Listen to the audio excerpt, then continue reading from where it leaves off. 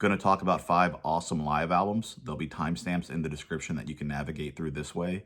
I did a video like this before, and I'll have a link for that as well in the description. When I did this the first time, it was meant to be from an artist that was almost like a greatest hits or just a generic live experience that you could go see. And that's what I thought was cool about those live albums. Some of them had like a new song on them that they released. It was actually like sometimes a studio version of the song that was part of the live album. So this is going to be different. This isn't meant to necessarily be a band's live album as the band going out playing. This is meant to be something a little bit unique or different about these live albums that are cool. The Concert for George from 2003. This was a tribute concert after the passing of George Harrison, legendary lead guitar player from the Beatles. This was recorded at the Royal Albert Hall, a very famous location. A lot of other live albums from bands have been recorded there. So George Harrison, this took all his different stuff from his years, the different bands he played in, obviously most famously the Beatles. You had Ringo Starr, you had Paul McCartney there. He was also in a supergroup called the Traveling Wilburys that had Jeff Lynne, who was also there from ELO, had people like Tom Petty. You had Ravi Shankar's daughter who was there playing. Ravi Shankar was an Indian musician, composer, most famous for playing the sitar, getting the sitar into like a lot of the Beatles and especially George Harrison's music. He gravitated towards that very heavily. George Harrison and Eric Clapton were very friendly, had an interesting relationship. Go look at the lyrics of Layla and what that's actually about. You'll learn more about their strange relationship. But Eric was there. George was in a Monty Python movie, and they had some skits from the Monty Python guys. So just a really cool event to celebrate George's life. Played, his songs that were his solo songs. Played the songs from the Wilburys with the Wilbury guys were there. Did a bunch of the Beatles hits. It's a really cool experience, a really cool tribute to George. Captured a lot of really cool songs in a cool moment. Sad moment, but also kind of a celebration of his life and his music. Kiss Unplugged from 1996, part of the MTV Unplugged series. This is the era in Kiss where they had Eric Singer for the drummer, and they had Bruce Kulick as the guitar player, the non-Kiss makeup era, as you would maybe call it. I think Bruce Kulick is awesome. He's my second favorite guitar player in Kiss after Ace Frehley. He's who I think should have been in the band when they put the makeup back on, if he wanted to do that. I don't know if I really want to see him with the makeup on. But this album is awesome. It takes hits from all the different eras of Kiss up to that time. It plays them acoustically. It plays them actually, truly acoustically. MTV Acoustic or MTV Unplugged had a bunch of albums from different bands, and many of them were not really truly unplugged. This was truly unplugged, which is really cool. You don't have a lot of acoustic Kiss songs, not something they're known for. And they took songs that were hits that you wouldn't have thought maybe sounded cool acoustically, and they did. They took songs that were more ballady, that had an acoustic vibe, especially from the later years of Kiss, the 80s and 90s Kiss, did those. But what was really unique about this is it had Ace Frehley and Peter Criss come and play with them, joining them as a guest, so to speak.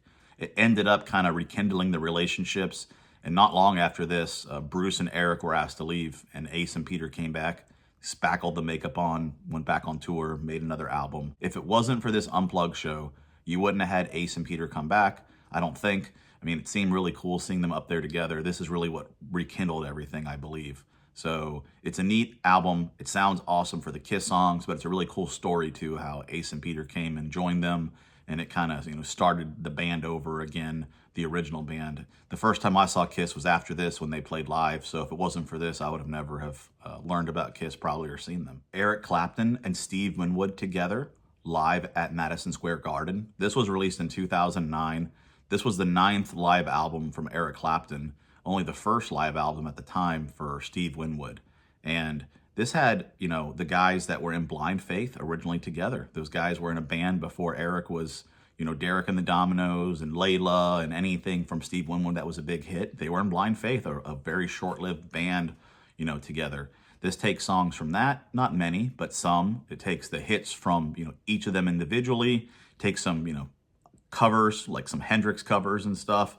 Really, really cool. It's a really, really cool thing. First time I saw this, I was thinking Steve Winwood and Eric Clapton, again, they were in Blind Faith, but I don't think they're two artists that you associate with each other. They have very different styles of music, and they're popular music that was around, especially like in the 70s and 80s. So it was a really neat experience. It's really cool. I think they only played a few shows together. It wasn't a big thing they did. And this captured with a double CD, you know, a whole bunch of cool tracks from them performing together collaboratively. The Eagles, live from the Forum from 2018. This album is at the time in the Eagles where they no longer have Glenn Frey, unfortunately. He has passed, but they have Deacon Frey, his son, and they have Vince Gill in the band. So what's cool about, I think, this Eagles album is it takes all the Eagles hits. It's not all the Eagles, you know, it's not the true Eagles from back in the day, but it's most of the guys. And then on top of that, it's all the different hits from all the different guys in the bands from their solo careers. So you hear the Eagles hits, but then you hear Joe Walsh's hits, you hear donhenley's hits, you even hear Vince Gill's hits, which are, I think, pretty awesome. So what makes this neat to me is really that. It's not just the Eagles experience, but it's getting all these other live songs from these, you know, solo artists, I should say, when they were on their own. It does the songs well. It recreates them pretty, you know, true to the originals, but it's neat having the Eagles do that. So if you like Eagles songs and you like all the guys in the Eagles and you want kind of a unique compilation of all that, that sounds amazing, check this album out. The Family Values Tour from 1999 actually released in the year 2000. So everybody knows, or most people I think know, about the Vans Warped Tour. This is kind of like a Vans Warped Tour, but more in an arena and more for like heavier, what they would call nu metal bands at the time, or heavier rock bands versus more like a punk rock scene. They had a couple years around this time where they did the Family Values Tour. I think this was the second year they did it, and it was recorded and put on like a compilation album. So this has live tracks taken from different bands that were on the tour all throughout the album. You get people like Limpbizkit, you get people like Primus, Stained. The really big names were Korn at the time. Korn was probably the biggest. I think this may have been Korn's tour, like Metallica does, like the Summer Sanitarium tour. It was Methodman and Redman are on this, so it's not just rock. Although I'm pretty sure Methodman and Redman, they may not have done all the dates. They may have just done a couple of the dates that were recorded for this. Crystal Method is on here, so it's not just rock, heavy, you know, metal, nu metal rock. You get different styles of music, but it's that vein of music. This album is really well known for at the time was there was an acoustic version of Outside, which was not a very popular or famous song by Stained. I think they actually redid it later and made it like a heavier version for the radio because of this.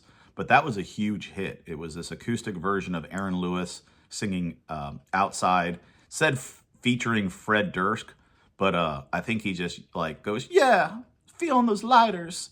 And that's like really all he contributes. So I don't know if that's really part of the song, but it does say featuring him. But man, what a big hit that was for Stained. I don't know if it was their biggest hit, but it may have been at the time. Not really expected, I didn't think, for that to happen. So this album is really famous for that one song, but I think all the other, you know, live versions of the heavier rock songs are pretty cool.